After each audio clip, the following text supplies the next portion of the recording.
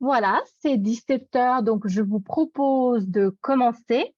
Donc, bonjour, buongiorno, hello. Nous allons vraiment commencer ce webinaire. Et puis, pour ceux qui nous rejoignent en fait pour la première fois, sachez qu'après une longue journée de travail, on souhaite vous amener un moment agréable avec ces after-work, tout en abordant en fait une thématique intéressante. Donc, aujourd'hui, nous allons plonger dans le monde des concours de robotique, donc pour les enfants et pour les jeunes. Plusieurs concours existent, tels que la FLL, Swiss Eurorobot, la WRO. Et on va parler aujourd'hui avec les organisateurs, les coachs et certains élèves de ces concours. Alors, aujourd'hui, pour les inscriptions, il y a pas mal d'entre vous, en fait, qui sont là parce qu'ils sont enseignants et puis ils veulent proposer une activité telle que celle-ci à son école. Il y en a d'autres qui veulent devenir coach ou bien il y a d'autres qui veulent simplement savoir quels sont les avantages de participer à tel programme. Vous avez plusieurs à avoir la même casquette. Alors, maintenant, un petit peu d'organisation. Comme vous savez, ce webinaire est fait sur Zoom. Nous allons l'enregistrer pour après le partager sur les réseaux sociaux. Donc, même si c'est un moment décontracté, on va vous demander d'éteindre en fait vos micros. Comme ça, il n'y a pas de bruit parasite pendant que les speakers parlent. Et par contre, ne vous inquiétez pas parce qu'il y a le chat. Vous pouvez poser vos questions via le chat. Et puis après, quand on va aller dans les petites salles virtuelles, à ce moment-là, vous pourrez allumer vos micros et puis poser vos questions directement aux speakers. Alors, un petit peu pour le programme de la journée. Donc, là, je suis en train de faire l'introduction. Ensuite, on aura une description des 3 concours par Florian Glardon. Donc, lui, en fait, il va peut-être vous donner envie d'aller dans une salle ou dans l'autre, mais il va vous donner un aperçu général. Et ensuite, on va se dispatcher dans 2 salles virtuelles, d'accord?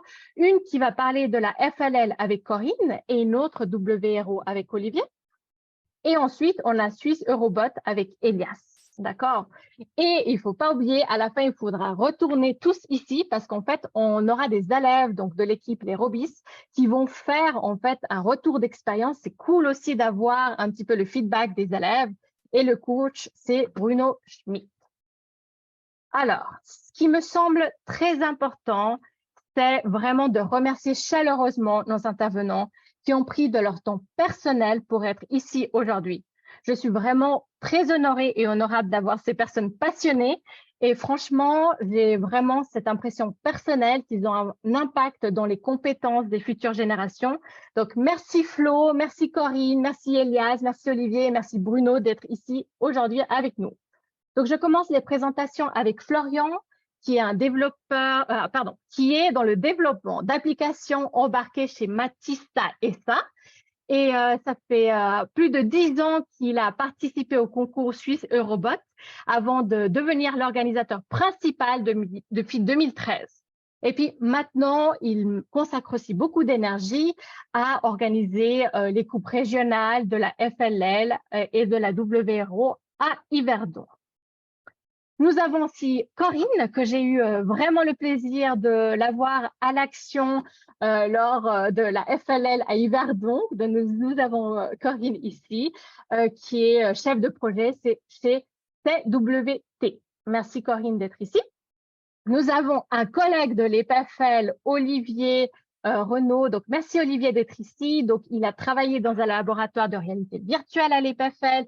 Il a fait du théâtre, comédien, metteur en scène. Et puis, depuis plus de 10 ans, il travaille à la promotion des sciences à l'EPFL, où, entre autres, il va animer, en fait, par exemple, des ateliers en robotique. Il assure aussi le rôle de speaker lors des compétitions. Et puis, aujourd'hui, en fait, c'est la première année qu'il va faire l'organisation pour la compétition WRO. Nous avons Elias, donc Elias qui est ingénieur software. Donc, Elias, je ne vais pas lire toute la description de toutes tes spécialités parce que ça me prendrait beaucoup de temps, mais vous avez à l'écran un petit peu ce que j'ai pu trouver sur LinkedIn de Elias. Donc, merci Elias d'être ici. C'est vraiment un plaisir de t'avoir. Et nous avons évidemment l'équipe, les Robis qui sont ici. Ici, j'ai trouvé un article donc, qui date un petit peu, attendez, c'est de quelle année? 2021. Mais on a le plaisir de les avoir aujourd'hui et on remercie le coach Bruno Schmid d'être ici, qui est un ingénieur mécanique et puis il coach depuis 5 ans. Donc voilà, je crois que j'ai fini avec les présentations de toutes ces personnes magnifiques qui travaillent pour la robotique. Et on va passer maintenant à la partie où il y a Flo qui va nous présenter ces 3 concours. D'accord? Donc, je vais arrêter mon partage maintenant.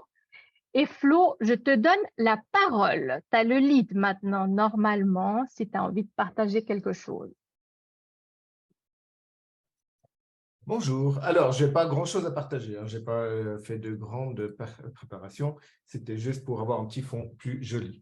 Donc, je vais juste présenter un petit coup RoboCH. RoboCH est une association à but non lucratif qui existe depuis 1998-2000. Je ne suis plus exactement sûr de la date de début.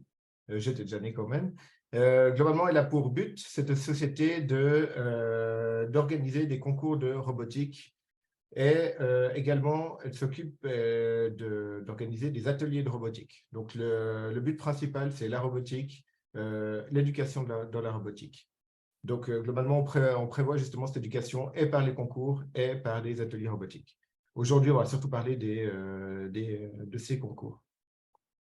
Globalement, j'ai perdu mon fil. Voilà. Voilà. Donc, dans RoboCH, on est au comité d'environ 5 personnes à l'année, tous bénévoles. On est suivant quoi, il y a des doyens du CPNV, des professeurs de l'école d'ingénieurs aussi, et différentes autres personnes. On a chacun notre tâche, et puis le but, c'est d'avoir un comité qui chapeaute le tout. Et après, on a des petites entités qui vont gérer chaque concours au détail. On recrute, on aimerait bien avoir plus de monde. Donc, si vous êtes intéressé aussi à l'organisation, pour venir nous aider dans l'organisation du concours, on serait ravis d'avoir plus de monde pour nous aider à chapeauter le concours tout le long de l'année. Parce que ça demande un peu de temps. Mais globalement, plus on est, moins on a besoin de prendre le temps dessus. Donc voilà, c'est un petit mot sur les ateliers robotiques. Donc globalement, on n'organise pas directement des ateliers robotiques, mais on travaille avec des partenaires pour organiser des ateliers robotiques par-ci par-là. Un atelier robotique se prépare à Orbe, par exemple, d'ici peu. Et on aime beaucoup faire aussi des ateliers robotiques pendant nos événements robotiques. Ça permet aux enfants qui viennent juste regarder d'avoir un endroit où ils peuvent faire quelque chose et pas que regarder en concours, mais aussi être actif le jour de l'événement. Donc, on tient à essayer d'avoir des ateliers de robotique durant nos événements pour les jeunes qui veulent, en plus de regarder, faire quelque chose de leur main. Pourquoi ces concours? C'est important de savoir pourquoi on organise ces concours.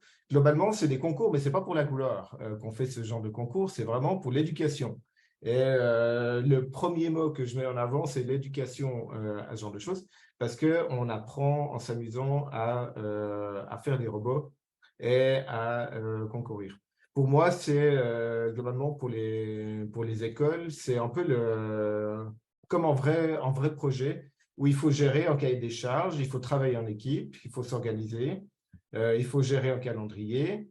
Parfois, il faut gérer un budget, mais ça dépend. Et après, il y a le jour du concours, on n'a pas le choix, on doit être prêt le jour du concours avec notre robot et notre solution est confrontée à d'autres solutions.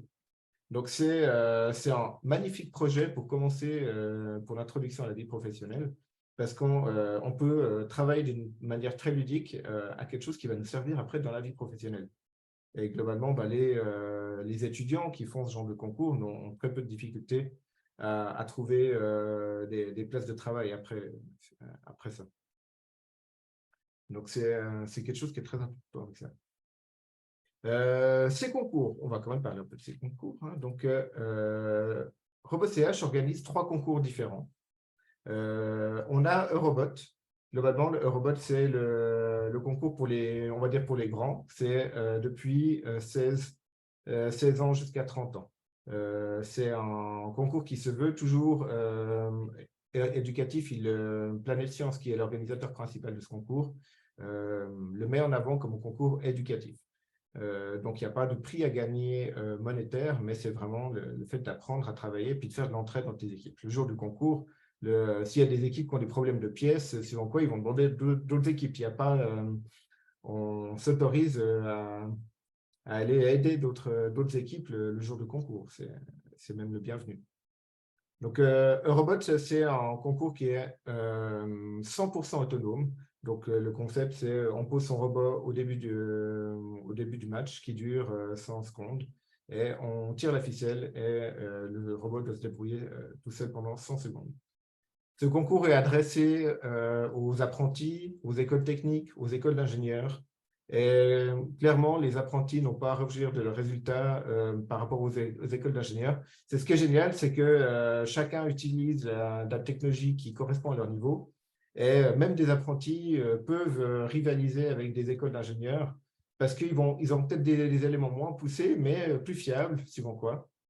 Ça dépend des équipes, évidemment, mais on arrive à… Tout le monde peut y trouver son compte. Donc, c'est très intéressant. Et pour les 3 concours, c'est le cas. Vous pouvez être en club indépendant et commencer votre club vraiment d'une manière entièrement autonome sans avoir une structure d'une école.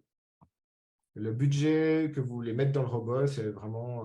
vous êtes libre du budget que vous voulez mettre concrètement. Donc, ce concours robot, voilà, c'est le but. En fait, le but de ces 3 concours, c'est souvent de prendre des objets ou d'activer des choses. Et puis, à chaque fois qu'on active un objet, qu'on prend un objet qu'on active, on marque des points. Ensuite, après 100 secondes, on regarde combien de points on a marqué. Il y a il n'y a jamais de contact, il n'y a jamais de confrontation. C'est le but du concours, c'est de favoriser le fair play. Donc, globalement, ces 3 concours n'ont jamais de contact et il n'y a pas d'interaction violente avec les équipes. Petit bémol pour Eurobot, parce que Eurobot, c'est le seul concours où tous les robots naviguent sur le même terrain. Donc, il peut y avoir des chocs, mais normalement, ce n'est pas voulu. Donc, après, ça amène quand même des discussions, parce que faire en cas de choc? On déstabilise l'adversaire, donc il y a des choses à voir à ce niveau. Globalement, voilà pour ce concours Eurobot. En Suisse, on organise le concours Eurobot, donc pour les 16-30 ans. En Europe, il existe également le concours junior, Eurobot junior, qui est jusqu'à 16 ans ou 18 ans. Je ne sais plus exactement. C'est un concours qui est un peu différent parce qu'il est philo-guidé ou téléguidé à choix. Donc, il n'y a pas de… C'est exactement le même concours, mais avec un robot téléguidé. Donc, la dynamique du concours est un peu différente, mais c'est pour faire de l'introduction chez les jeunes. Concrètement, chez RoboCH, on n'a pas mis en avant ce concours parce qu'on a trop de concours déjà avec la FL et la WRO. Je vois mal intégrer encore Eurobot Junior en Suisse à l'heure actuelle. Il y a trop d'inertie pour démarrer et on a bien assez à faire avec les FL et les WRO. Donc voilà pour ce concours. Globalement, concrètement, Eurobot, si vous avez des équipes qui ont plus de 16-18 ans, il n'y a pas le choix, c'est Eurobot qu'il faut choisir. Globalement, c'est vrai qu'on choisit en fonction de l'âge et c'est à peu près ça. FLL, donc le concours est un petit peu plus scolaire si on veut, dans le sens où le concours FLL, le partir match sur table, c'est en tiers des points. C'est pas exactement ça, mais globalement, c'est en tiers du concours, c'est les matchs. Et ensuite, on va dire comme ça, oui, parce que globalement, il y a une partie, c'est le match, et une partie, c'est le robot design. Donc, vous devez présenter devant un jury votre robot. Du coup, ça fait un cas. Vous devez présenter votre robot devant un jury. Une partie où vous devez faire un projet de recherche. Ah non, ça fait un… Oui. Et une partie gestion d'équipe, globalement, c'est le spirit. On vous expliquera ça plus en détail, mais globalement, c'est le seul concours dans les 3 où il n'y a pas que le concours qui compte. Il y a aussi le fait de faire une présentation. Il faut aller interviewer des gens, il faut faire un vrai projet de recherche derrière. Sinon, après, le concours, globalement, c'est assez similaire à ce que je vous ai dit à l'avant. On a une zone de départ. Et depuis cette zone de départ, il faut envoyer son robot d'une manière autonome, activer des éléments sur le terrain. Le concours est en 2 ligues. On a 2 ligues en Suisse. La ligue Explore, qui est pour les petits de 6 à 9 ans. Donc, eux, ils n'ont pas ce terrain-là exactement. Ce n'est pas un concours pour les jeunes. Ils n'ont pas d'évaluation. Ils présentent ce qu'ils ont fait et globalement, ils ont une thématique. Et autour de cette thématique, ils vont faire une construction Lego. Ils peuvent programmer différentes choses. Ce n'est pas un concours, mais c'est une belle introduction à commencer la robotique. Et ensuite, il y a la gamme Challenge, qui est justement pour les plus vieux, entre guillemets, depuis 9 ans, je crois. Je ne sais plus les âges exactement, jusqu'à la fin de la scolarité, globalement.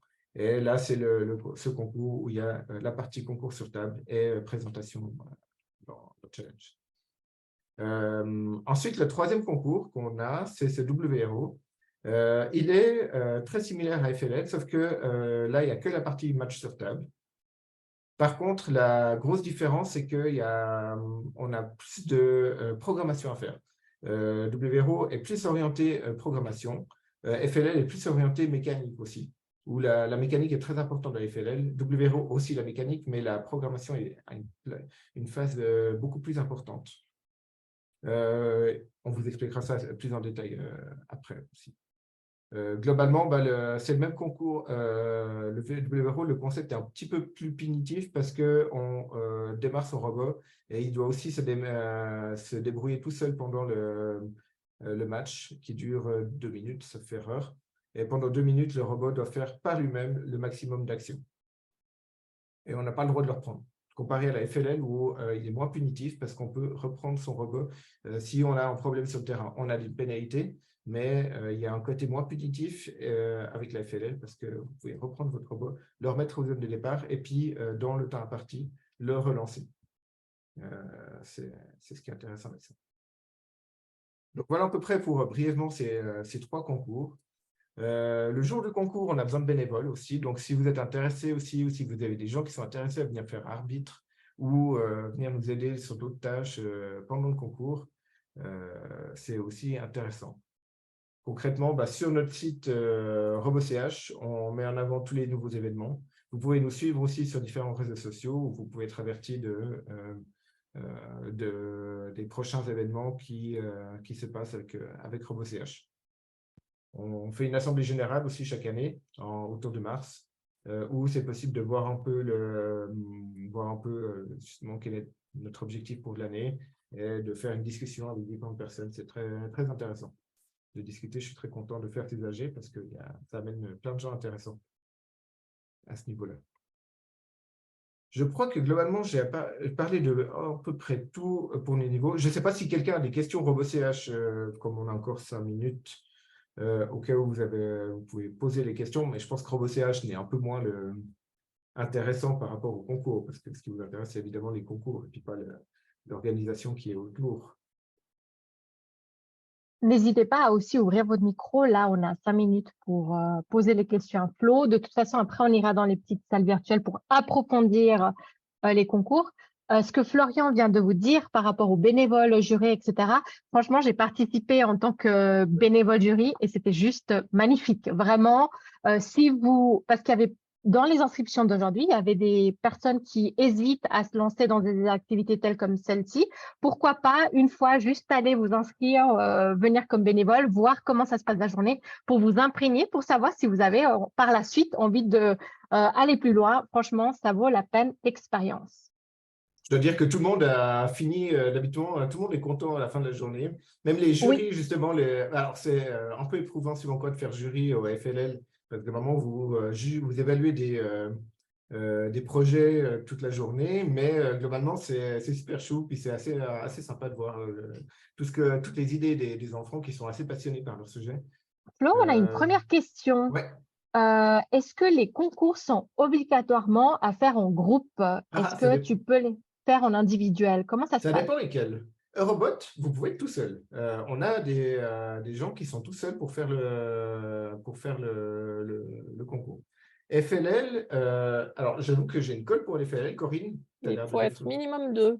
Merci. De Il y a un max? Oui, 6 en Explore et 10 en Challenge. Non, c'est D'accord. 10, je crois.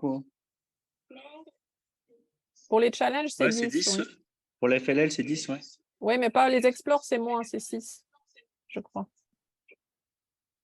Alors, regardez le règlement que Oui, vous, oui. mais globalement, bah, le Ouais. minimum. Mais c'est minimum 2. Oui. Voilà. WRO, c'est 2 ou 3. C'est ce qui est spécial avec WRO, c'est 2 ou 3 personnes. Chaque concours a sa dynamique très différente. Et c'est ce qui est drôle avec Eurobot, c'est que globalement, dans Eurobot, il y a des équipes, des gars qui sont tout seuls. Alors, de temps en temps, ils font aider par d'autres ou ça peut arriver. Mais globalement, bah, il y a des gens qui sont tout seuls, puis il y en a qui sont 15. Donc, à 15, bah, le jour de concours, il y en a qui ne font pas grand-chose, évidemment, mais ça amène des dynamiques différentes. Il y en a qui passent leur temps, le jour de concours, à juste tracer ce que font les autres robots, les parcours des autres robots, pour ensuite pouvoir évaluer quelle stratégie utiliser sur son robot au prochain match. Donc, ça, c'est quand on est beaucoup, on peut se permettre de faire des choses un peu plus particulières. Mais c'est vrai que le but, c'est quand même de faire ça en équipe. Pour travailler la collaboration, j'imagine, voir la communication suivant le degré, enfin l'âge de l'élève. Est-ce qu'on a d'autres questions? N'hésitez pas, soit à écrire dans le chat. Merci pour ta question, Joséphine. S'il y a d'autres questions dans le chat, vous pouvez allumer le micro. Sinon, on passe à la prochaine partie. Je vois pas de questions. Non. Bon. Bah, on va passer à la prochaine partie, si ça vous va. Je vais arrêter ton partage d'écran, Flo. Ça va pour Ah oui. toi? Oui, oui, je ne Ouais. pouvais pas l'arrêter, en fait. C'est bizarre. Ouais. C'est pas grave. J'ai pris la main prise sur le partage. Alors, ici, maintenant, on va vraiment approfondir les connaissances sur les concours. Donc, Florian vous a fait la description générale. Donc, on va avoir 2 salles, d'accord? La salle 1 avec le concours FLN avec Corinne et WRO avec Olivier. Donc, on va partager cette salle pour ces 2 concours. Donc, vous restez ici, d'accord? La salle 1, si vous êtes intéressé par ce concours, vous restez ici. Et sinon, la salle 2, ça va être avec Elias et Florian. Je crois que tu as décidé d'aller du coup aider Elias à répondre aux questions. Vous allez partir à cette salle virtuelle que je vais mettre dans le chat. Comme ça, vous avez juste à cliquer dans le chat. Ce qui est très important, c'est qu'on doit revenir dans cette salle virtuelle. Donc, l'équipe qui va avec Elias, il faut que vous reveniez ici pour avoir le feedback de l'équipe Robits après avec Bruno. D'accord? D'accord. Donc, vous êtes les gardiens de temps. Vers 17h50, vous revenez ici. Après, si vous finissez avant, tant mieux, parce que comme ça, vous pourrez écouter une petite partie de la présentation de Corinne et puis Olivier. OK? Et je crois que j'ai tout dit. Melissa, don't forget to record the session. Et voilà, normalement, vous avez dans le chat le lien. Donc, ceux qui ont envie d'approfondir le concours Suisse de Robot, vous pouvez cliquer sur le lien et ça va vous ouvrir la salle virtuelle de Melissa. Et ceux qui veulent approfondir FLL et WRO, vous restez ici avec nous. Moi, j'arrête le partage d'écran. OK. Bah, alors, Corinne, je te laisse la parole. Oui, alors attends, je vais essayer de partager mon écran aussi. Hein. On va essayer de faire ça bien. Je crois que c'est comme ça. À part que j'ai la barre qui gêne. Attends, alors là, on voit ton écran. Et là, on voit en mode présentation. Ouais, tout à fait. Voilà. Bah oui, mais ça gêne. Super. Voilà. Enfin, Olivier, ça te va si on commence avec la FLL? Ouais, pas de souci. Ouais, d'accord. OK. Donc, alors moi, je vais vous présenter la First Lego League. Il faut savoir que donc il y a 2 catégories pour la First Lego League, c'est les Explore et les Challenge. Les Explore, ce sont les petits et les Challenge, les grands, on va dire. Alors maintenant, si on commence déjà par les questions pratiques, les saisons en fait commencent au mois d'août. Les concours régionaux sont en décembre et après il y a finale suisse et finale européenne l'année d'après, donc de janvier à mars. Donc, il y a encore de la place actuellement à Lausanne pour la compétition de descente. Donc, s'il y a des équipes qui veulent se lancer pour cette saison, ce n'est pas trop tard, puisque les kits vont être envoyés au mois de décembre. Je vous ai mis le côté pratique, le site internet pour s'inscrire et les frais d'inscription qui sont en effet assez élevés, mais qui comprennent les kits, donc les tapis de jeu avec les éléments de jeu qui sont en Lego. On va commencer par les explores, les petits. Donc, c'est un concours sans être un concours pour les petits, puisque c'est vraiment de la découverte robotique et du partage de solutions et de travail en équipe uniquement. Donc, avant le concours, enfin la date de présentation, ils doivent réfléchir à un problème sur le thème donné de l'année. Ils doivent trouver une solution. Alors, ce qu'on appelle solution, ça peut être, là, si on prend la photo, c'était de faire une place de jeu dans une ville. Donc, ça reste très à leur portée, hein. Ce n'est pas pour les grands non plus. Et de cette solution, ils doivent faire une maquette qui, elle, doit être animée au moins avec un robot qui est Lego WeDo ou Lego Spike Essential. Cette maquette, ils la font en Lego en partie. Je crois qu'ils ont aussi le droit d'ajouter des choses qui ne sont pas des Lego, mais la majorité doivent être quand même en Lego. Et en plus, ils doivent préparer un poster de tout le travail qu'ils ont fait pour leur présentation, enfin pour leur préparation. Ça, c'est vraiment le travail qui doit être fait en amont par les enfants. Donc, ils sont de 2 à 6 enfants dans l'équipe et ils ont de 6 à 9 ans. Une fois qu'ils ont préparé tout ça, le jour du concours, donc en fait, c'est le même jour, en tout cas chez nous, que le jour des grands, la compétition des grands. Ils auront à disposition 1 ou 2 tables pour chaque équipe, donc un stand qu'ils appellent.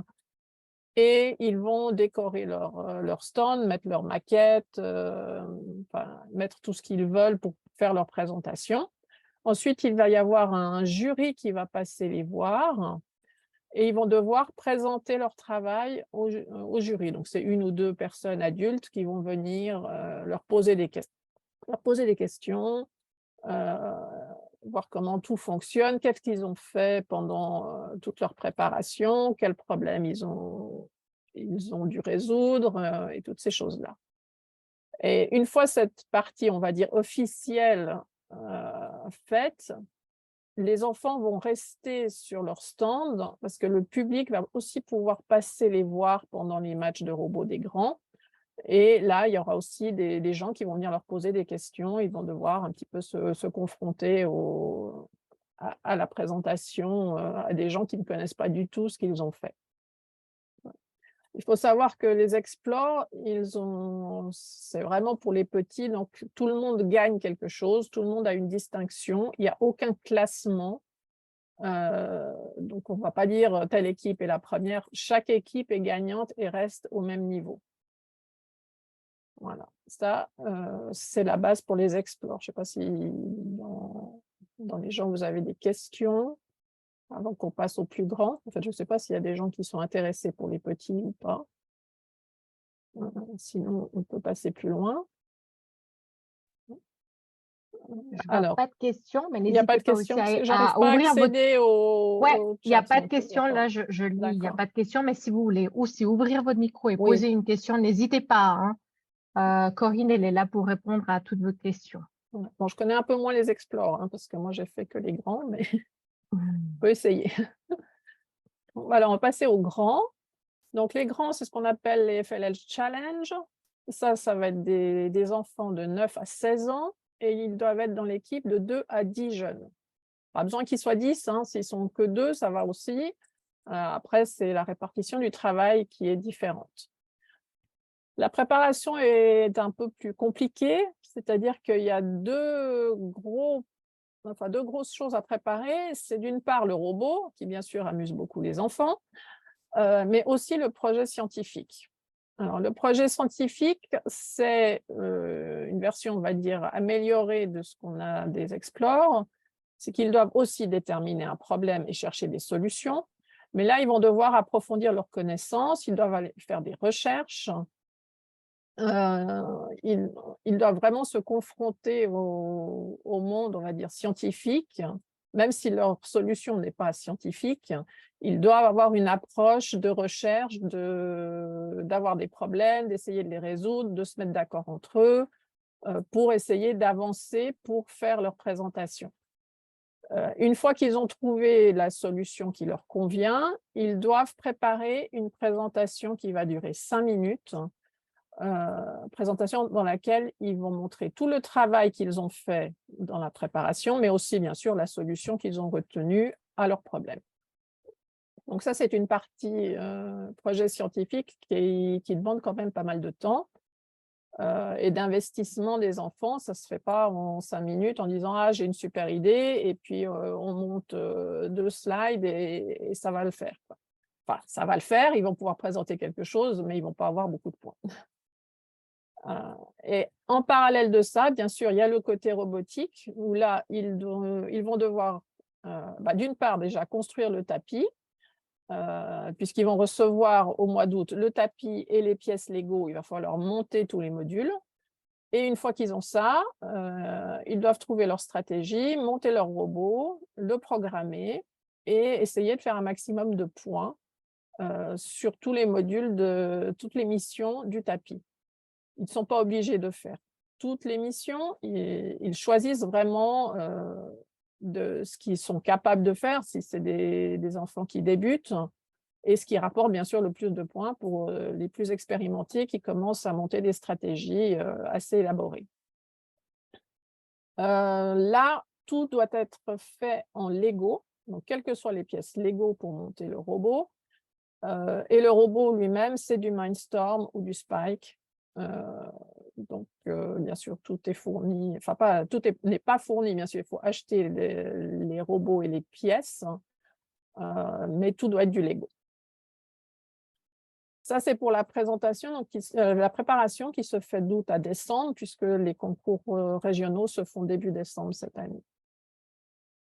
Le jour du concours, il faut savoir que ça leur prend en gros toute la journée pour faire le concours, puisque le matin, on a les présentations qui se font dans des salles individuelles. Donc, chaque équipe va voir un jury et présente son travail. Et l'après-midi, on a les matchs de robots.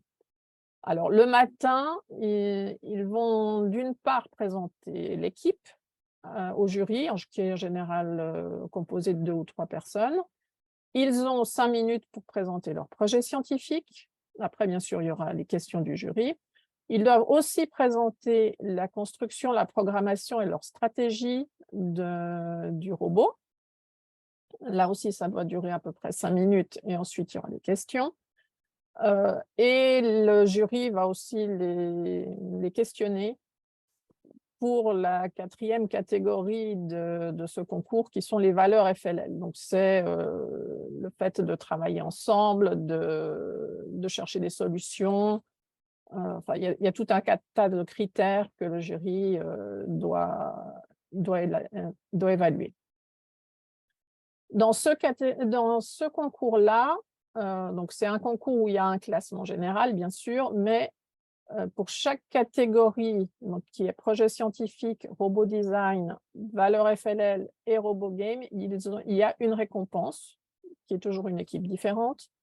Et on prend tous les scores donc, à valeur égale, c'est-à-dire que le match de robot de l'après-midi compte de la même façon que le projet scientifique. Et là, ça va donner un classement général qui donne le champion FLL régional. Puis, les 3 meilleures équipes passent à la phase suivante, c'est-à-dire à la finale suisse, puis éventuellement à la finale européenne. Voilà, ça c'est pour la partie challenge. Si ça vous intéresse, j'ai des vidéos. Alors, je n'ai pas de vidéo de match parce que ça, vous en trouvez tant que vous voulez sur YouTube. J'ai retrouvé une ancienne vidéo de l'équipe que je coachais d'un projet scientifique qui date de 2015, si vous voulez que je vous la montre. Et je crois que c'est à peu près tout ce que j'ai à dire sur la FLL pour le moment. Il y a peut-être des questions, ou je ne sais pas qui veut voir des vidéos, c'est comme vous voulez.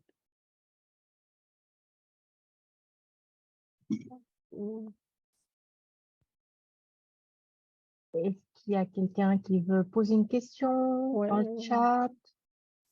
Moi, peut-être, Corinne, j'aurais une question. C'est, tu sais, dans les inscriptions, il y a Sophie qui veut voir la vidéo, mais on va la voir. Merci Sophie, Corinne va la lancer. Tu sais, dans les inscriptions, il y a pas mal de gens qui veulent peut-être devenir coach ou proposer ça dans les écoles.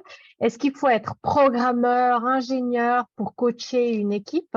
Est-ce qu'il y a un accompagnement pour les profs qui voudraient devenir coach? Comment ça se passe en fait, un enseignant qui voudrait se lancer là-dedans? Alors moi j'ai été coach, mais j'ai absolument rien, je ne connaissais absolument rien au monde de robotique Lego à ce moment-là. C'est ma fille qui a dit on fait une équipe, donc les parents peuvent le faire aussi. Après, c'est clair que soit les enfants se débrouillent tout seuls pour apprendre à faire leur code, on va dire. Et à monter leur robot. En général, ils se débrouillent beaucoup mieux que nous. Maintenant, si c'est des enseignants, c'est clair que ça peut être un cours à option de l'école, et puis après, ils montent une équipe. Ça, c'est possible aussi. Dans ce cas-là, l'enseignant peut avoir des notions et les transmettre aux enfants. Je crois que le PFL prévoit des fois des formations, il me semble, pour les enseignants, ou en tout cas, vous trouvez tous les kits sur les plans de comment on fait une équipe et tout ça sur le site de Hands-on Technology aussi. Voilà. Mais dans l'ensemble, il faut vraiment encadrer les enfants. En aucun cas, les parents ou les professeurs ne font le travail des enfants, donc c'est vraiment de l'encadrement. Voilà. Très bien. J'ai d'autres questions. Donc, Oui. il y a quelqu'un qui dit pourquoi ne pas prévoir la préparation entre janvier et mai afin de permettre aux élèves de commencer une nouvelle option, d'avoir un peu d'expérience? En fait, est-ce que c'est pas difficile justement de proposer ça à des nouveaux élèves? C'est vous qui faites le calendrier ou ça se passe comment? Non, alors c'est l'organisation, on va dire, mondiale de la First Lego League qui donne le calendrier, donc on ne peut pas choisir. Le kick-off, il est le 1er août, donc ça, on n'y échappe pas. Maintenant, ça n'empêche pas d'avoir des préparations de janvier à mai pour que les élèves puissent tester les robots, puissent déjà apprivoiser, disons, ce milieu-là, et de commencer le concours. Mais alors, du coup, en effet, pour l'école, ça fait l'année suivante. Maintenant, si c'est des équipes privées, alors, ce qu'on faisait, nous, c'est que le projet scientifique, on le faisait au printemps et après, il n'y avait plus que le robot à faire en automne. Mais ça marche. Voilà. Ça, c'est une stratégie d'équipe. Après, il faut voir si les enfants sont disponibles toute l'année ou pas aussi. Tout à fait. Mais disons, c'est vrai que les équipes qui veulent aller assez loin, en général, se préparent de cette manière-là. Corinne, on a une autre question d'Annie. Oui. Est-ce qu'il est possible d'amener plusieurs équipes s'il y a trop d'élèves qui veulent participer? Alors oui, mais il faut bien sûr faut faire plusieurs équipes. Donc au niveau coût, malheureusement, ça coûte plus cher. Mais on peut très bien amener plusieurs équipes à une régionale. Oui, oui, bien sûr. Il y a beaucoup d'écoles d'ailleurs et de groupes robotiques qui le font. Merci Corinne.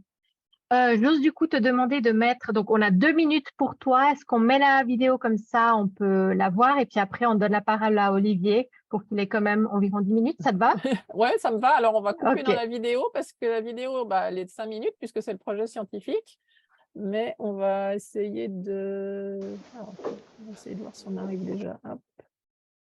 Voilà. Emballage alimentaire comme ça chaque semaine. Sachant qu'en Suisse, nous sommes 8 millions et que chaque emballage pèse environ 20 grammes, cela représente 8300 tonnes de pêche incinérées et cela uniquement pour la Suisse. Cela veut aussi dire que nous gaspillons 15 800 tonnes de pétrole chaque année. Nous avons donc cherché une solution afin que tous les PET alimentaires soient recyclés. Le PET est composé de deux substances, l'éthylène glycol et l'acide téréphthalique. Ces substances viennent du pétrole. En effet, il faut 1,9 kg de pétrole pour faire 1 kg de PET.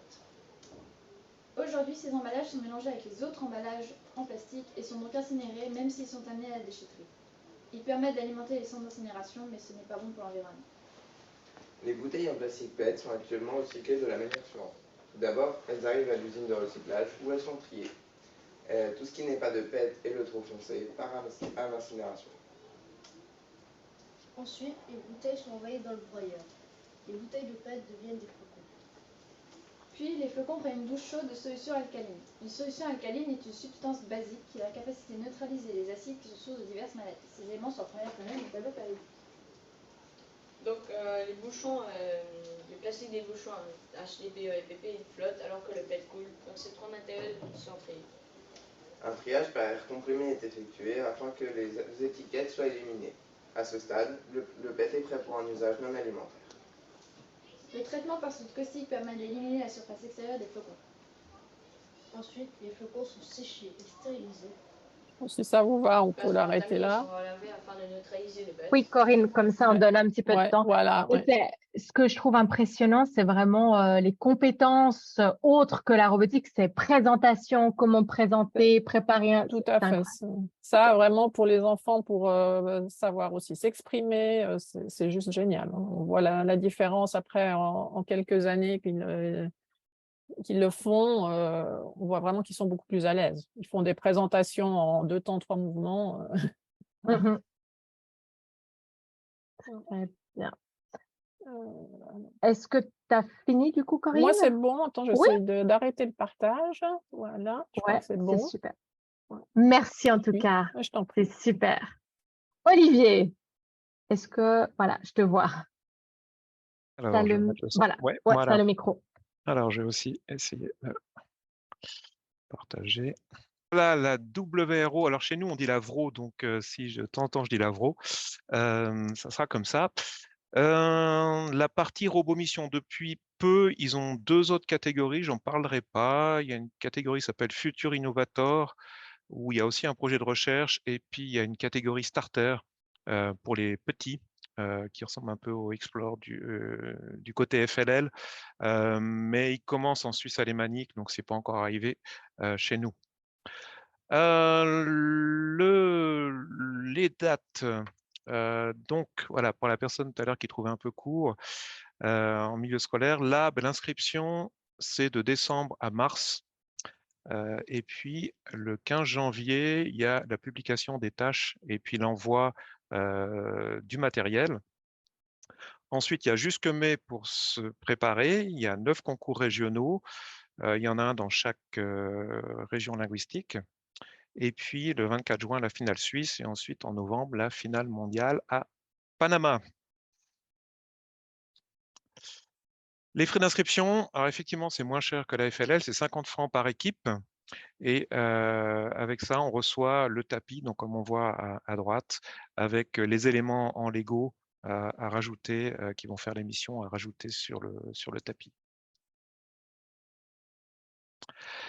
L'équipe, donc 2 à 3 personnes d'une même classe d'âge, plus un coach adulte. Donc là, il y a 3 catégories, 8-12 ans, 11-15 ans, les seniors, 14-19 ans, en sachant que ce n'est pas l'âge au moment de l'inscription qui compte, c'est l'âge qui sera atteint dans l'année où il y a le concours, en fait. Ça peut être important des fois pour constituer l'équipe. Donc voilà, on voit les photos, il y a vraiment une très, très grande différence d'âge et de taille entre les différentes catégories.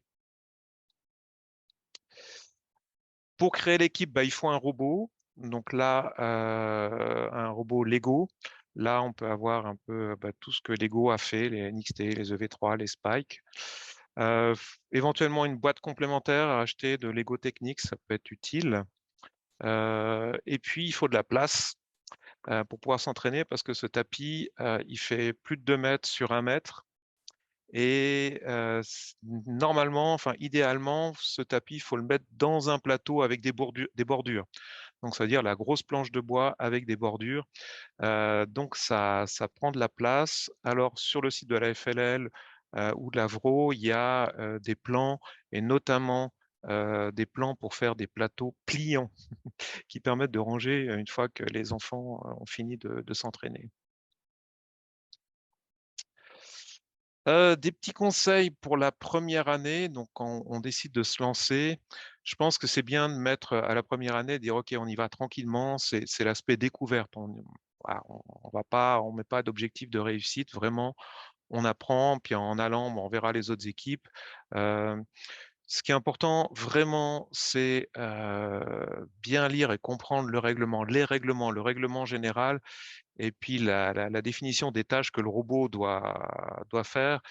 C'est vrai qu'on dit que tout ce qui n'est pas interdit est autorisé. Des fois, ça peut aider, mais il faut vraiment prendre du temps. Et c'est vrai que des fois, on voit des équipes, ah, c'est comme ça, ah, bah, on n'avait pas vu.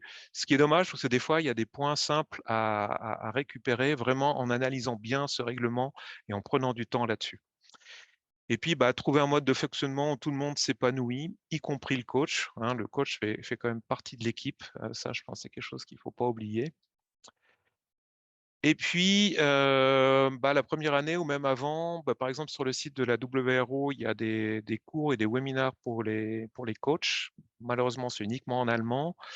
On peut aussi, il y a des cours, des ateliers de robotique pour les enfants.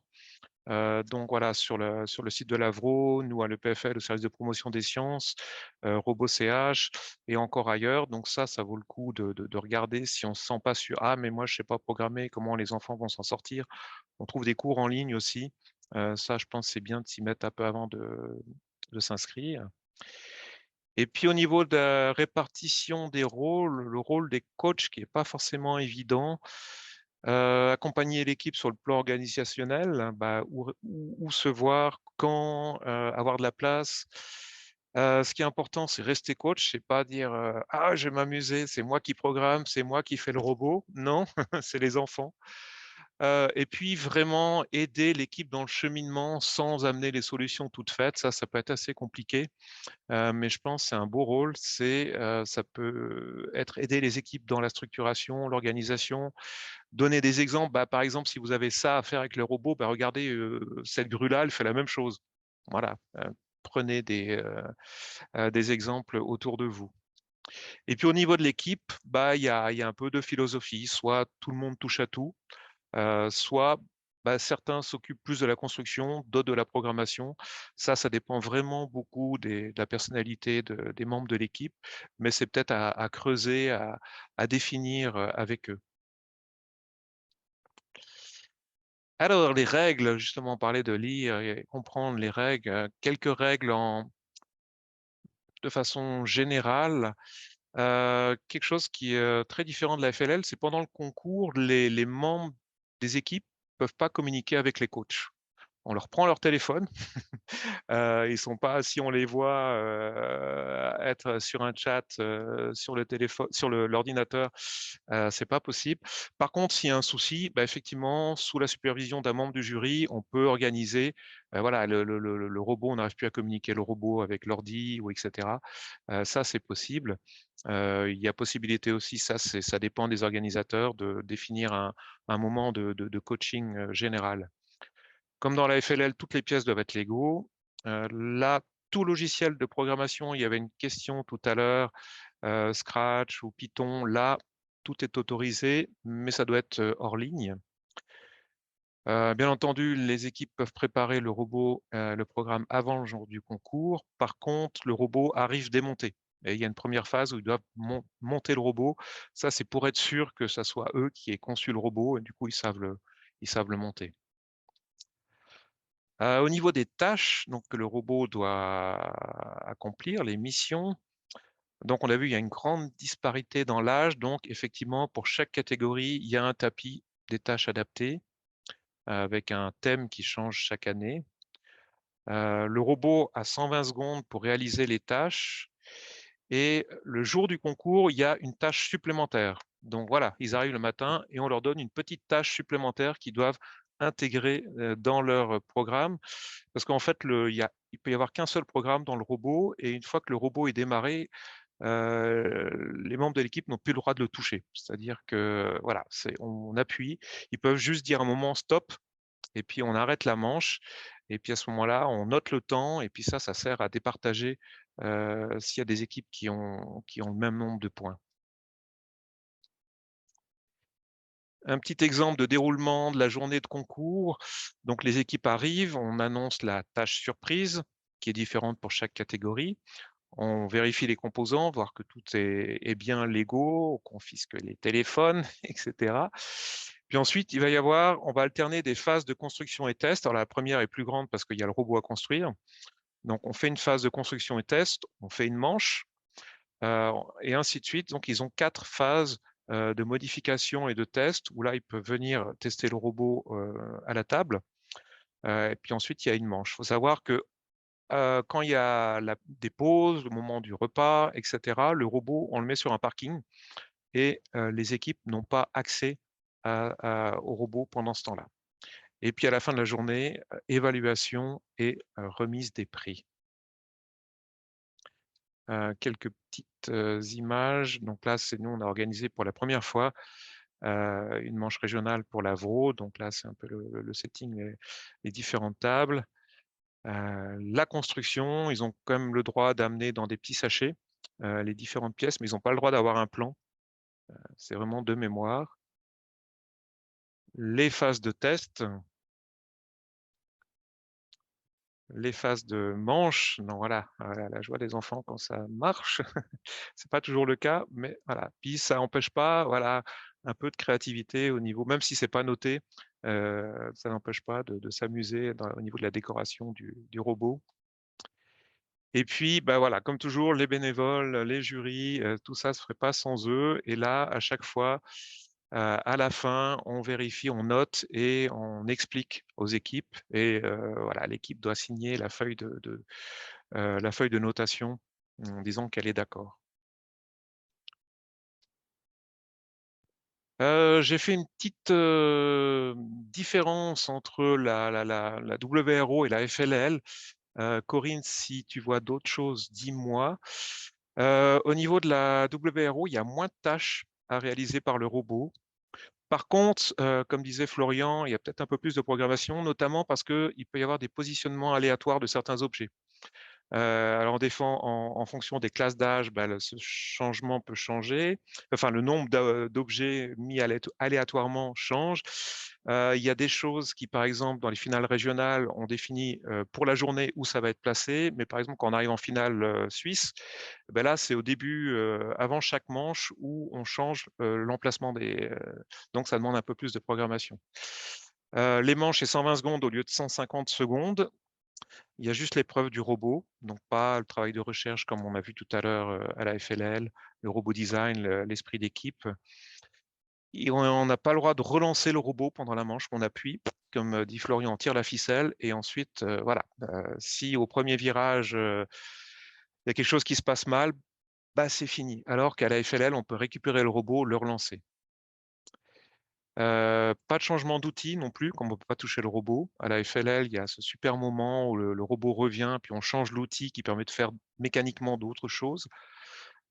Équipe plus petite, séparation d'équipe, coach le jour du concours, ça à la FLL, voilà, c'est tout le monde ensemble. Donc, voilà. Score final, oui, à l'Avro, on prend les 2 meilleures manches. Donc ça, à la FLL, c'est vraiment le meilleur. Donc si d'un seul coup, il y en a une, coup de bol, Olivier, tout a fonctionné. excuse-moi de te couper, Olivier. Il te reste J'arrive 2 au bout. petites minutes. Oui. D'accord, c'est mon dernier bout. Et puis vraiment, le point qui est peut-être plus important, je pense qu'au niveau des dates, au niveau du nombre de missions à remplir, c'est peut-être l'Avro, je pense, c'est plus compatible avec le cadre scolaire. C'est vrai que nous, on organise la FLL en décembre. Ça arrive en août, les tapis FLL, et quand on a la rentrée scolaire fin août, le temps de faire l'équipe, etc., ça peut être court, alors que l'Avro, voilà, l'inscription, on a le temps de démarrer l'équipe, faire l'inscription, ok, vous le sentez, on s'inscrit en décembre, et puis les concours sont au printemps. Voilà. Merci beaucoup, Olivier. Et désolée de t'avoir stressé par rapport au temps, Oui. mais merci beaucoup. C'est génial. Alors, bonjour à tous, je suis Elias Capito. J'ai envie de dire ancien membre d'une équipe ayant participé à Eurobot pendant 10 ans.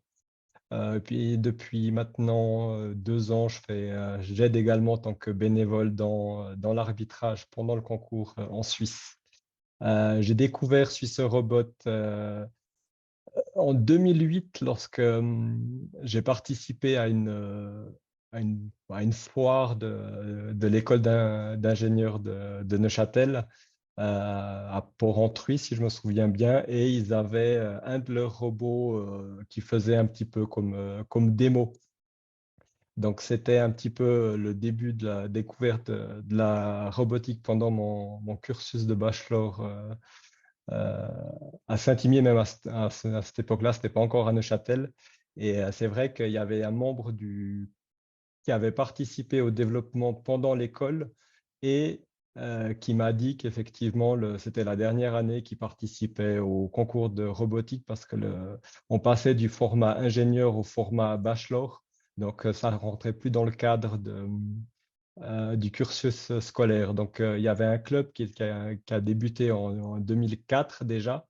Et donc, j'ai rejoint le club pour ma dernière année de bachelor, donc en même temps que mon travail de diplôme. Donc, c'était quand même assez sportif de faire les deux.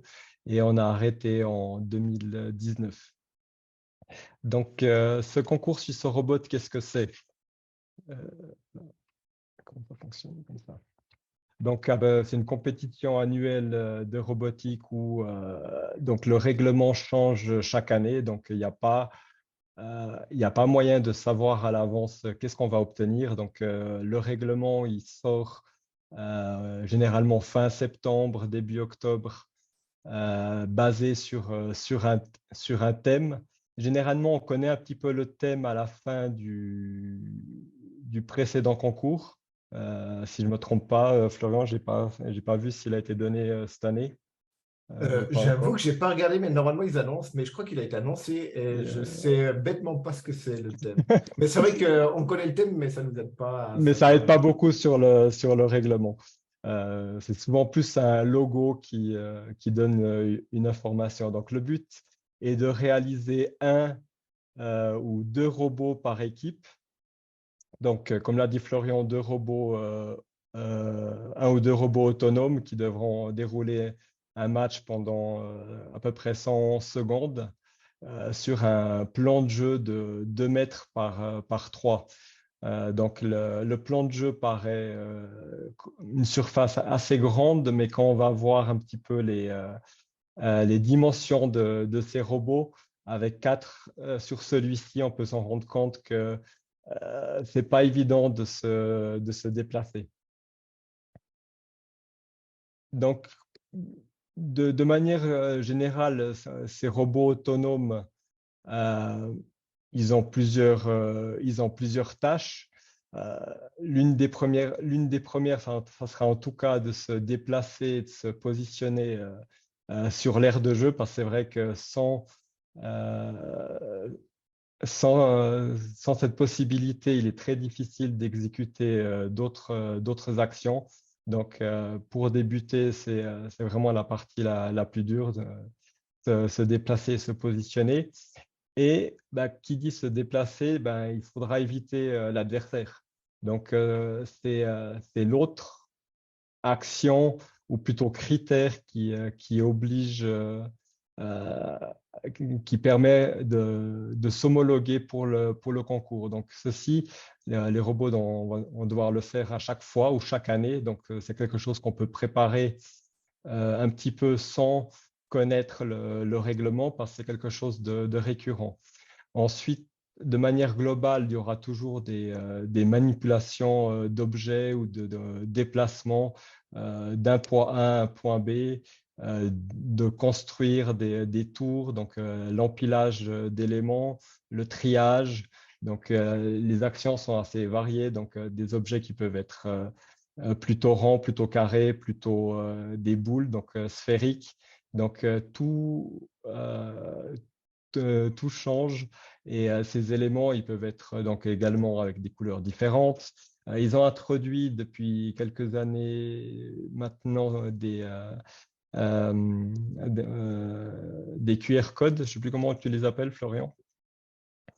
Des tags Aruco. Aruco, voilà. A-R-U-C-O. En gros, c'est des tags super simples. Ils sont très faciles à détecter. Et globalement, le but, c'est de pouvoir facilement, avec une caméra, puis c'est presque des programmes de base, pouvoir détecter où c'est sur le terrain. Il y a quand même beaucoup de travail, évidemment, mais c'est. On pourra ça se peut-être veut le voir simple. sur le. Et avec plusieurs robots, on va devoir peut-être également s'échanger des informations, communiquer de ce qu'est en train de faire l'un à l'autre pour éviter d'avoir quelques conflits. Au niveau des thèmes, vous en avez mis un petit peu, donc 2 aires de jeu. Donc en bas à gauche, on a l'ère de cette année qui était pour les 25 ans de Robot, donc qui était plutôt accentué sur l'anniversaire du concours. Donc c'était autour de gâteaux qu'il fallait construire avec différentes couleurs pour ramener plus de points. Et en haut à droite, c'est un concours de 2019, donc le dernier dans lequel j'ai participé, qui était plutôt dans une notion d'Atom Factory, représenté par des pucks et différentes couleurs qui représentaient des éléments du tableau périodique. Donc, pour illustrer un petit peu, donc c'est peut-être pas le meilleur parce que c'est les deux des cylindres de différentes tailles. Mais c'est vrai qu'on peut voir que d'en haut à droite, il y a une rampe qui a été installée. Donc, on voit que les surfaces ne sont pas toujours à plat. Donc, on peut pouvoir monter des rampes qui complexifient un petit peu le déplacement. Si je peux juste préciser quelque chose par rapport à ça, ils ont vu que pour les équipes, c'était assez compliqué de construire des tables avec des rampes et autres. Donc là, comme on peut voir cette année, et normalement ça doit être le cas pour la suite, pour justement favoriser des nouvelles équipes, parce que globalement, ça fait peur aux équipes de voir des tables avec des rampes, un truc pas possible. Donc maintenant, l'idée, c'est justement de faire des tables un peu plus simples. C'est pour ça que cette année, il y avait très peu d'obstacles sur le terrain et on avait plus des objets à déplacer. Globalement, bah, c'est vrai que cette année, ça s'approchait pas mal de ce que fait WRO, si on veut. Et c'est vrai que cette année, il y avait encore… Ouais, excuse-moi, ouais, c'est vrai que je vois effectivement, quand tu vois la table en haut à droite, là, la complexité, ce que je suis en train de dire, je fais la vache, il faut construire ça pour s'entraîner. Ça commence à être compliqué. Ouais. On pourra le voir après, mais c'est vrai qu'il y avait aussi une nouvelle particularité par rapport au règlement cette année, c'est qu'il y avait généralement il y a une zone de départ pour les robots, et cette année ils ont complexifié en offrant la possibilité de partir par exemple depuis les différents carrés de couleurs, donc chacun dédié à chaque équipe. Donc ça, c'est vrai que ça amène un petit côté stratégie en plus qui est plus dur à anticiper pendant le concours. Je crois que j'ai prévu juste de manière générale en plus petit un petit peu des différents thèmes en vrac pour essayer d'illustrer tout ce qu'il y a eu.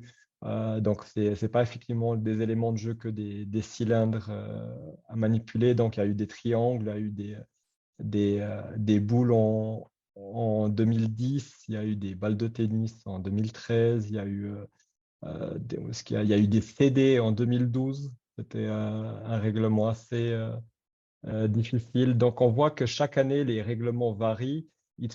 Les niveaux de difficulté pour une première entrée ne sont pas tous identiques. Il y a des règlements qui sont beaucoup plus simples que d'autres pour effectuer, on va dire, une action.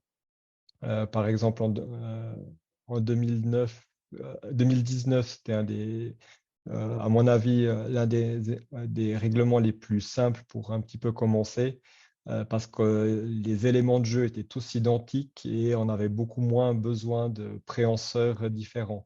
C'est vrai que cette année aussi, les éléments de jeu étaient identiques. Donc, c'est vrai qu'en fonction des années où il y a des mélanges d'éléments de jeu, ça complexifie énormément la mécanique. Ils sont même allés jusqu'à mettre de l'eau sur le terrain une année. En 2016, donc au milieu à Mais ça, ils gauche. vont plus jamais mettre d'eau sur le terrain. Mais ils l'ont Bah fait. voilà, tu parles de ça, petite anecdote en 2016, c'est quelque chose qu'on n'avait pas prévu de faire initialement pour le concours et qu'on s'est dit de faire à la dernière minute.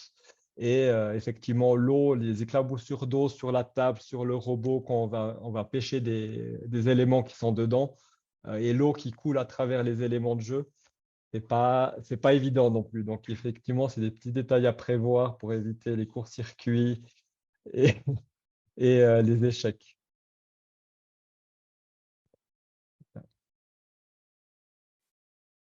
Alors, quand on découvre Eurobot, donc là, on a un petit peu vu des tables des années antérieures.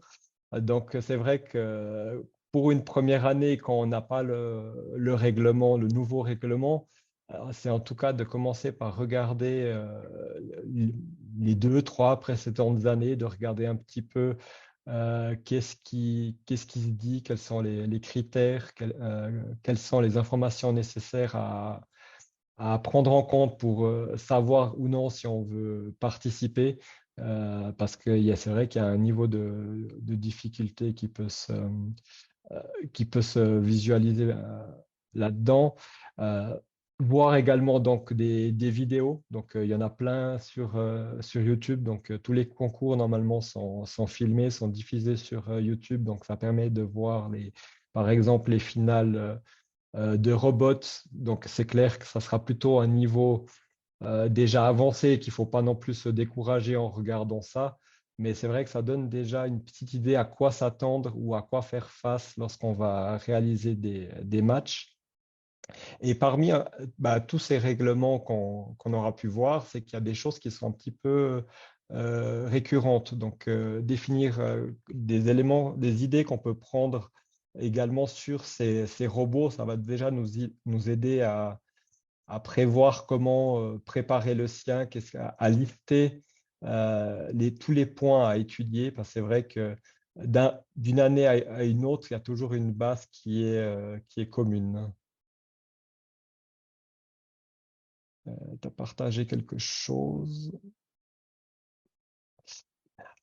Alors, pour former une équipe qui désire de participer à Suisse Robot, donc c'est vrai que, comme l'a dit Florian, on peut être seul.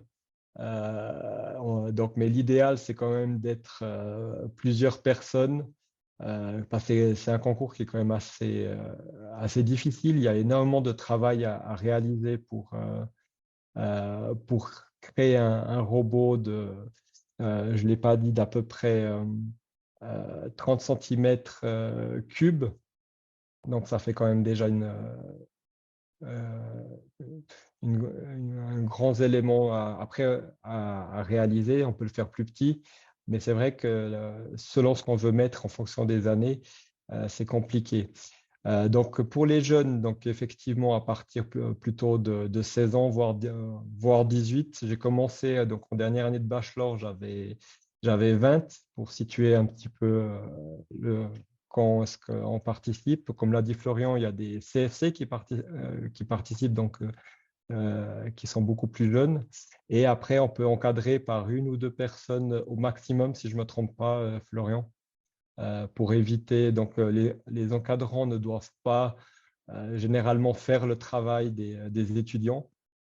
Comme le concours est limité à 30 ans, donc il ne faut pas que ce soit les encadrants qui réalisent par exemple la conception mécanique du robot ou qui définissent la programmation, l'électronique. Donc ça doit vraiment être dans une notion de superviser, coordonner peut-être un petit peu, de gérer les différents étudiants.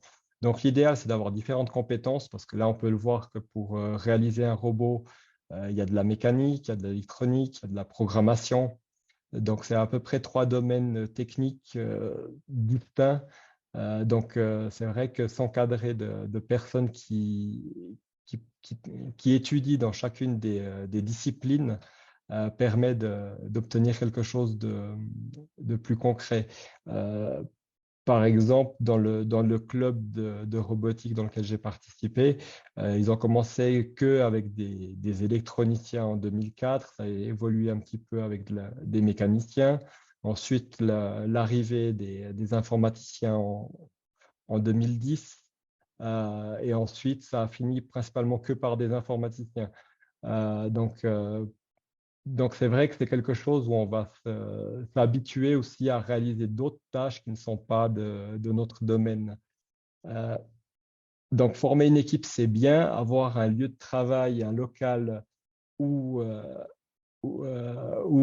réaliser le robot, tester est important. Donc, avec une table qui fait 2 mètres par 3, on s'en rend compte qu'une petite pièce ne suffit pas si on désire avoir la table en entier. Donc, il faut à peu près au minimum une surface de 25 mètres carrés, un local qui permette de travailler de manière optimale. Comme on voit qu'il y a beaucoup d'usinage, de mécanique, de réalisation maintenant, peut-être impression 3D, n'ayant pas le matériel ou en fonction du budget, s'associer à un Fab Lab peut être intéressant parce que si généralement ils ont un petit peu de l'espace, donc c'est peut-être aussi quelque chose qui eux peut leur intéresser en termes de publicité, d'avoir ce genre de projets concrets réalisés au sein de leurs ateliers.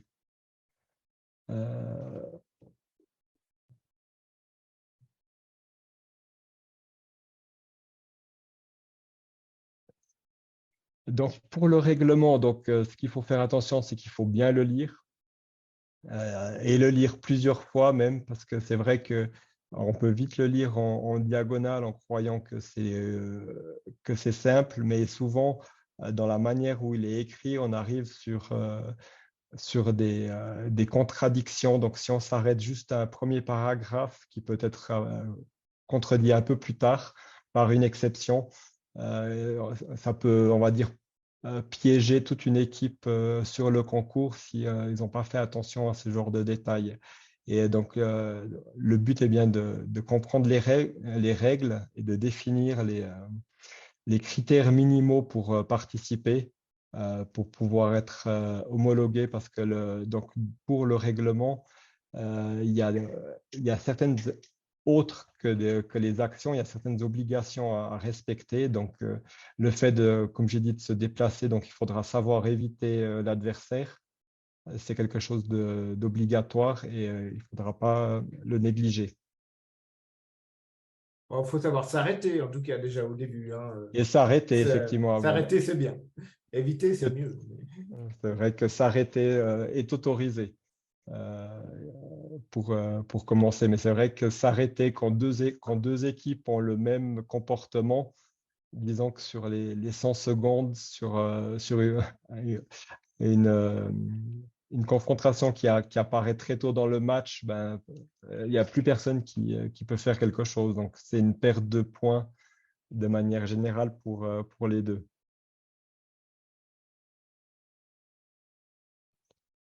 Dans le règlement, donc à travers les actions, donc les règlements sont faits de manière à ce que des petites équipes, des grandes équipes puissent participer. Donc, il y a des actions qui sont beaucoup plus simples que d'autres à réaliser, qui rapportent des fois en conséquence moins de points, mais il y a un équilibrage qu'il faut trouver entre des fois la complexité qui rapporte peut-être plus de points, mais la différence avec une autre action peut faire que ce n'est pas si intéressant. Donc, le fait de réaliser un petit tableau en catégorisant chaque action, toutes les possibilités qui existent dans le règlement, ça peut arriver que pour un concours, on peut effectuer des combinaisons qui peuvent aller jusqu'à une dizaine de possibilités pour faire des points.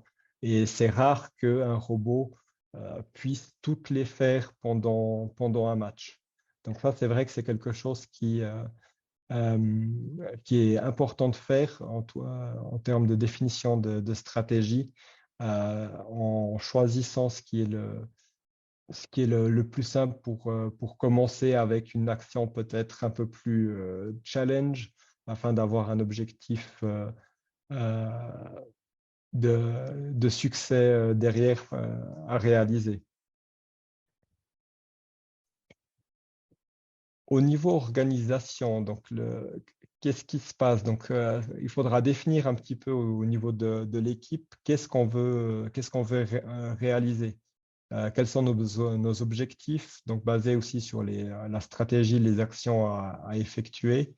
On arrive à réaliser le projet, les choses, parce que c'est vrai qu'on n'a pas précisé, donc le règlement sort début octobre et le concours est à peu près fin avril ou en mai. Donc ça laisse à peu près 6 mois et demi à 7 mois pour réaliser un robot d'une telle envergure. Donc il faudra bien définir les priorités afin d'avoir quelque chose assez tôt et ne pas avoir rien du tout ou rien de finalisé à la fin. Donc, en fonction du nombre de personnes, il faudra un petit peu se répartir les rôles pour faire de la conception. La question de la table, bah oui, c'est quelque chose qui peut rebuter un petit peu dans la réalisation du concours, mais qui est nécessaire afin d'être au plus proche de la réalité. Des équipes ne font pas du tout de table ou d'éléments de jeu. Donc là, c'était encore sur une image où il y avait de la peinture. Maintenant, on est plus sur un vinyle. Ça facilite un petit peu la réalisation. Et comme l'a dit Florian, s'il n'y a plus de construction de rampes, ça devient un peu plus simple. Mais ça empêche que des fois, il y a quand même des éléments de jeu à usiner. Ce n'est pas forcément des tailles standards qu'on peut acheter sur le marché. Donc, au niveau des rôles, donc effectuer un petit peu une conception basée sur les stratégies, les actions effectuées, commencer à usiner, à tester, à faire du prototypage. Donc, on est maintenant dans une ère où, avec les imprimantes 3D, ça devient un peu plus rapide de faire des essais. Avec les découpes laser également, on arrive à faire des choses assez simples. Et ensuite, pour tout ce qui est programmation électronique, donc là, il faudra également dédier des gens à ces tâches. Et ben, ce qui est le plus important, ça va être donc la collaboration entre tous les membres de l'équipe, parce qu'un seul domaine ne pourra pas arriver jusqu'au bout ou participer au concours. Donc, il faudra aussi avoir de l'entraide et d'être un peu dans une notion de vouloir apprendre chacun des métiers. Il y avait une question intéressante là, sur la limitation mécanique. Qu'est-ce que tu as le droit comme technologie à utiliser? Donc, c'est intéressant de répondre à ça. Il ne nous reste plus beaucoup de temps, malheureusement. Donc, en termes de limitation, il me semble que tous les capteurs sont autorisés, tout ce qui est au niveau des lasers classe 1 principalement, classe 2 si ça ne sort pas de la table. Sinon, ultrasons, les lidars, tout est libre. Au niveau de la pneumatique aussi, c'est autorisé. S'il y a un réservoir, c'est jusqu'à 4 bars. Au niveau alimentation, je crois que ça va jusqu'à 48 volts, si je ne me trompe pas. Ouais, c'est ça. Et Donc, puis, Lego, vous pouvez, c'est freestyle, vous pouvez y aller à fond. Il n'y a pas de no limites. Yes, merci pour la présentation. Sophia is in the main row. Ouais, on arrive malheureusement déjà au temps. Ça passe vite en fait. Ça passe vite. Minutes, hein. Ouais. Et une question, niveau budget, à peu près, il faut compter combien Alors, pour la saison?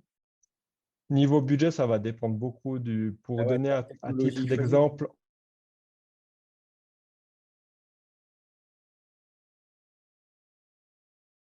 Racheter un petit peu tout le matériel moteur, mécanique, usinage. Donc, ça peut... Après, voilà, il y a peut-être moyen de faire moins cher, mais 6 000 francs, ça reste raisonnable. Je crois qu'il y a des équipes qui ont des budgets plus hauts. Donc, Je crois que j'ai entendu entre 200 francs et 40 000 francs, quoi. C'est un peu la marge, la fourchette de prix. Évidemment, si tu utilises tes Lego et que tu as déjà tout le matériel, ben, tu économises. c'est pour ça que pour un premier robot, il faut favoriser un peu la simplicité, fiabilité et répétibilité avec un peu une base évolutive. Donc, ça veut dire que chaque participation, il y aura un ajout qui va se faire avec un complément de budget qui fait qu'au fil des ans, ça évolue et on peut après réutiliser également ce qui a été fait. Ok, merci bien. Ouais. Okay, merci, Elias. Thank you, merci. The Zoom link is in the chat. I will see you all in the main room. Voilà, du coup, on peut retourner pour la suite. Merci beaucoup, Elias, pour la présentation. Du coup, on s'est dit, on vous amène aussi une équipe pour avoir un petit peu un feedback. Donc aujourd'hui, on a le plaisir d'avoir les Robis. Donc le coach, c'est Bruno. Et puis, on peut leur laisser la parole pour qu'ils nous racontent un petit peu leur expérience, comment ça s'est passé, qu'est-ce qui était difficile. Voilà, on les laisse faire. Bruno et les Robis, vous êtes là? Oui. Alors, qui est-ce qui veut prendre la parole là dans les jeunes? Ouais, sur les 3 PC, ça ne va pas le faire. Là. Super, donc il y a Audrey, Benoît, je vois quelqu'un qui s'appelle les Robis, mais j'imagine que tu as un autre prénom, bienvenue. Et puis il y a Vultière, William. Bonjour. Bonjour. Alors voilà, qui veut prendre la parole et puis nous raconter un petit peu son expérience, comment ça se passe?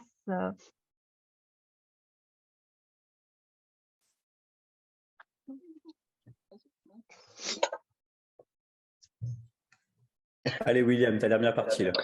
Ok. Alors, de notre côté, personnellement, c'était ma 2e fois que j'ai fait cette compétition. Donc, j'étais en équipe avec Audrey. Précise laquelle, William? Tu précises laquelle? On parle de FLL et WRO aussi. Oui, pour la WRO. Donc, on était 3 dans l'équipe. On avait aussi Alex, mais qui n'a pas pu venir pour les qualifications. La première fois que j'ai fait, ça s'est un peu mieux passé, mais cette fois, c'était un petit peu, je pense, pour expériencer les défauts qu'on pouvait avoir. On n'a pas eu beaucoup de chance cette fois-là, mais c'était une bonne leçon. Par exemple, l'éclairage pour que le robot suive la ligne, ça s'est un peu mal passé. Donc, on a dû refaire plein de plans, tout changer pratiquement du robot. Et voilà. Et William, quelle est la partie selon toi, la plus difficile en fait? Qu'est-ce qui a été le plus problématique? Ça pourrait être de faire un choix. Parce que des fois, on hésite entre garder le programme et on recommence et on a le doute que ça ne remarche pas, ou alors tout changer et ça peut quand même pas marcher, ou alors ça peut donner un meilleur résultat. Merci beaucoup, William, pour ta réponse. Moi, j'ai une question pour Benoît. Benoît, comment tu t'es retrouvé en fait dans ces concours-là? Qu'est-ce qui t'a poussé à participer à de tels concours? Alors, c'est ma maman qui a trouvé ces concours. Nisa coupe le micro. Du coup, c'est ma maman qui a trouvé ces concours. Je crois que c'était parce qu'elle était prof, non? Non, elle a cherché sur Internet. Et du coup, elle a commencé à trouver. Puis j'ai commencé à rassembler des copains de ma classe. Dedans, il y avait Audrey et puis plusieurs autres. Et du coup, on a commencé à monter une équipe en FLL. On a juste eu le prix du jury quand on s'est présenté. Mais après, ça a commencé à se développer. On a commencé à gagner des coupes. Et puis maintenant, on fait la FLL et la WRO. Moi, je crois que c'est combien de fois que j'ai fait WRO? Ça va faire 5 fois, je pense. Hein. Quelque chose comme ça. Hein. Ouais, peut-être 5 de chaque que j'ai fait. Et Benoît, tu as dit, donc tu as regroupé en fait des camarades. Est-ce que c'est difficile de travailler en équipe? Tu sais, je sais pas, est-ce que ça vous arrive de pas être d'accord au sein d'une équipe? Comment vous gérez ça? Des fois, on peut voter pour, c'est celui qui, on peut voter pour savoir à quelle idée on va partir, ou alors il y a deux personnes, il y a deux groupes qui font les idées, puis on prend celle qui marche le mieux pour prendre l'idée. Super. Bah écoute, merci Benoît. En tout cas, la démocratie pour les votes, c'est super. Audrey, je suis aussi curieuse de savoir, tu sais, on dit souvent, ah, il y a moins de filles dans tout ce qui est robotique, mathématiques et tout ça. Et j'ai envie de dire, est-ce que toi, tu as envie de partager ça avec d'autres jeunes filles? Est-ce que tu as essayé de ramener des camarades? Comment ça se passe d'être dans une équipe de robotique? Je crois qu'il faut allumer ton micro, Audrey. Voilà, super. Je trouve que ça se passe plutôt bien, on s'entend tous plutôt bien dans l'équipe. Et puis des fois, j'essaie de ramener des amis, mais elles n'ont pas trop voulu, mais c'est quand même sympa. Très bien. Ça te prend beaucoup de temps, en fait, d'être, c'est-à-dire tu as l'école et tu as la robotique en dehors de l'école. C'est juste? Est-ce que ça prend beaucoup de temps? Chaque combien vous vous retrouvez? Chaque combien de fois? On se retrouve tous les samedis pendant 3 heures, de 14h à 17h. Puis aussi des fois, la veille, la semaine avant le concours, on se retrouve le soir. Mais ça prend pas trop de temps, je trouve. J'ai le temps de faire tout ce qu'il faut. Et j'ai une question par rapport à la programmation. Vous programmez en quel langage? En Python. Python, d'accord. Et comment vous avez choisi Python? C'est-à-dire, est-ce que ça a été un choix d'équipe ou est-ce que on vous l'a imposé? Comment on se retrouve à programmer sur Python? En fait, à la base, on était avec un langage, c'était du Mindstorm, je crois. Je sais plus, mais sauf qu'on ne l'a plus utilisé parce qu'on programmait avec d'autres robots, enfin avec les mêmes, mais un autre langage, donc le Python. Après, on a changé de robot, on a pris des Spike, enfin des Inventor plutôt. Et puis là, on a décidé de prendre encore une autre sorte de Python, mais c'est le même. Mais bon, comme ça va mieux. Super. Bah, écoute, merci beaucoup, Audrey. Et puis là, je vois, alors, j'ai l'équipe Les Robistes, mais du coup, j'arrive pas à savoir quel est ton prénom. Elisa. Elisa. Super. Coucou, Elisa. Du coup, je suis curieuse, en fait, de savoir, c'est la même question pour Benoît, mais comment tu t'es retrouvée aussi dans l'équipe de robotique? C'est les parents aussi? Il y avait Benoît. Et puis du coup, je me suis un peu intéressée. Et puis après, on a suivi avec ma sœur.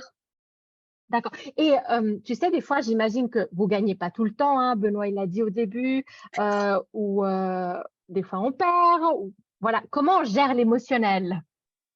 C'est-à-dire quand tu perds, est-ce que c'est grave? Comment tu vois la chose? Tu vois ce que je veux dire? Ça dépend des fois. Quand tu perds, t'es un peu triste. C'est un peu logique. Et puis quand tu gagnes, t'es surtout content. Ouais. Ouais, tout à fait. Tu sais, il y a une audience là. Je ne sais pas s'il y a quelqu'un d'autre qui veut poser une question à ces jeunes. Ils sont là aussi pour répondre à vos questions.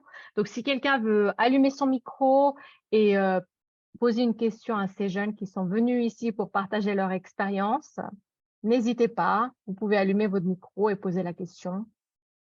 Peut-être parler de la différence entre la FLL et la WRO, parce que moi, je trouve que c'est effectivement, ouais, mais vous, votre expérience. Ce que vous préférez entre les deux, ce que vous retenez le plus, ou moins dans chacun?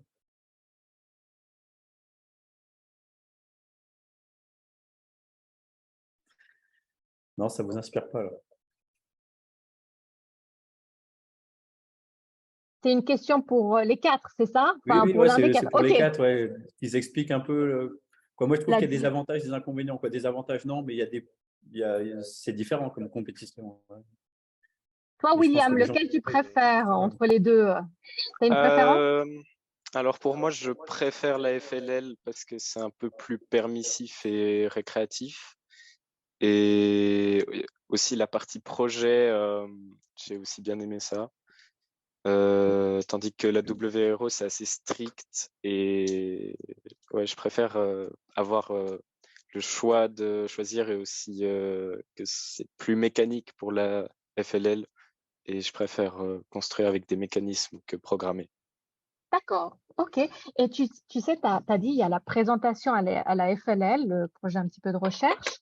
Est-ce que ça, tu as l'impression que ça t'aide maintenant à l'école à être moins stressé lorsque tu dois faire un exposé ou une présentation? Alors, j'ai toujours bien aimé faire des exposés ou parler en général devant un public, mais ouais, ça peut aider, mais aussi pour les gens qui étaient un peu plus timides de base, ça peut être un bon exercice et on en retire beaucoup de choses. Donc, ça peut beaucoup aider, je trouve. Merci, William. Et j'avais une autre question par rapport aux présentations que vous devez faire pour, je crois que c'est la FLL, voilà. Est-ce que vous faites, par exemple, un PowerPoint ou est-ce que c'est sur des maquettes ou comment vous gérez la présentation? Est-ce que vous avez le droit d'utiliser n'importe quel matériau? Comment ça se passe, ces présentations? Alors, cette année, on a fait une maquette hybride. Alors, je crois qu'il faut au moins un peu utiliser des Lego, mais je suis pas sûr, faudrait controller. Non, non, Alors, Non, il n'y a pas besoin. on a quand même choisi de faire hybride. Donc, on a fait, le principe, c'était une roue qu'on met sous vide et qui comporte des aimants pour stocker l'énergie et la retravailler, enfin la retransmettre. Parce que le thème, c'était les nouvelles énergies, je crois. Et ouais, on a travaillé, du coup, on a connecté un moteur qui récupérait l'énergie à la fin et qui allumait une LED pour montrer qu'on pouvait redistribuer l'énergie. D'accord. OK. Et ça vous donne envie de continuer aussi est-ce que vous avez prévu, vous avez déjà participé à plein de concours avant, est-ce que ça vous donne envie de participer à un autre concours les années qui viennent? Oui, moi je vais continuer la FLL et la WRO. Je trouve que c'est une bonne passion à avoir. On apprend plein de trucs et ça peut être utile aussi pour la vie future avec, par exemple, pour un travail, ça fait toujours bien d'avoir quelques connaissances de base. D'accord. Et si j'ose demander, est-ce que l'un d'entre vous a déjà une idée de qu'est-ce qu'il a envie de faire un petit peu plus tard ou c'est encore trop tôt? Je demande ça pour savoir si ça influence, tu sais, les parcours professionnels. Bon, c'est peut-être trop tôt, je ne sais pas. Oui, moi j'avais déjà envie de partir un peu dans l'informatique ou en tout cas quelque chose qui ressemble ou de la mécanique. Donc oui, ça a un petit peu influencé aussi, mais j'avais déjà l'idée de base et je me suis dit, ça pourrait être utile. Et toi, Audrey, par exemple? Moi, c'est pas trop un rapport, mais je pense faire architecte. Mais donc, c'est aussi un rapport avec l'informatique pour faire des modèles ou des plans. Donc, en soi, oui, un petit peu. Typiquement, la maquette, ça t'a plu de faire la maquette pour la présentation, typiquement, vu que c'est un peu architecte, etc. C'est pas moi qui l'ai faite, mais c'était cool d'en avoir une. Ok, très bien. Et Bruno, en fait, c'est ce que tu as envie de partager, toi qui es le coach, ton point de vue, est-ce que tu as quelque chose à partager avec nous? Alors, comme moi, je trouve qu'il y a des avantages sur les deux compétitions. La FLL, je trouve qu'effectivement, la phase projet, ça incite les jeunes, effectivement, à faire des recherches, de faire des courriers, d'aller au contact de tas de personnes qui sont externes, effectivement, à l'association.